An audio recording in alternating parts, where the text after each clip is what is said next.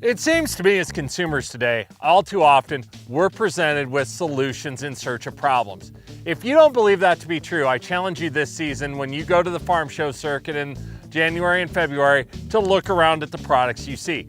All too often, you're gonna see those products presented to you that are bewildering in a way because you're like, who actually needs this as a product on their operation? That is in contrast to the way that in my mind it should work, where we have problems that are in search of solutions.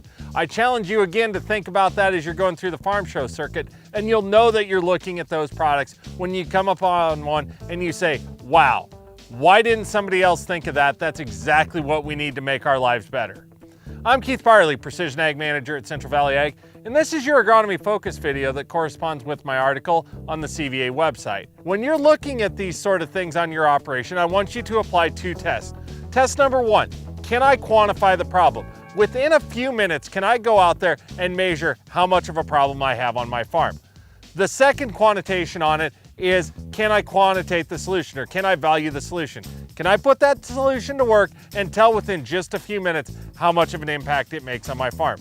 If you find yourself with two no's when you look at those two questions, you need to move along. That's not the right thing for your farm. If you find yourself with a split decision of one no and one yes, however, it's something to set on the back burner to think about another time. But two yeses and you've got yourself a winner. So, for those of you that follow my blog, follow my videos, or were at our innovation sites this summer, you'll know that we did a demonstration about Yield Saver gathering chains. We poured shelled dry corn through a corn head that had them and through the other side that didn't, and counted the kernel loss. Of course, this isn't a real world scenario. We'd never be dumping shelled corn into that head to see what happens, but we didn't have the context to put that to the test in another way. Today we do. It's harvest time and we can measure these gathering chains. So that's what I want to show you. The agronomic process of going about gathering the facts and figuring out fact from fiction. So today, we're gonna put this combine to work.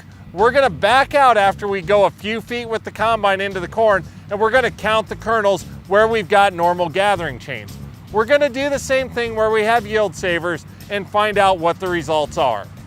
The process that we need to go through is that two-step process that I talked about before. Can we measure it? So what we have here is, I had the combine pull into the field, he stopped after a few feet and backed out so we don't have the tailings of the combine putting grain down on the ground, and we can count the kernels that we lost out of the head. Is it measurable? Check that box. The secondary part to that is, can we measure it?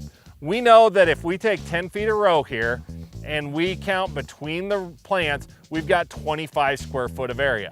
2 kernels per square foot equals 1 bushel.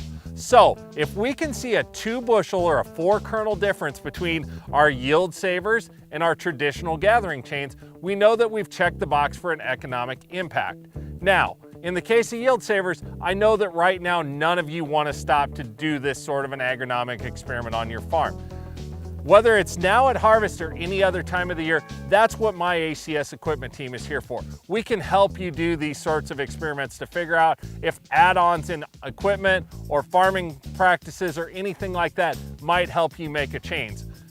So after we do this, we run the math. If we've got that economic advantage, we know it's something that's going to make an impact on our farm, we check that box and we go ahead and incorporate it.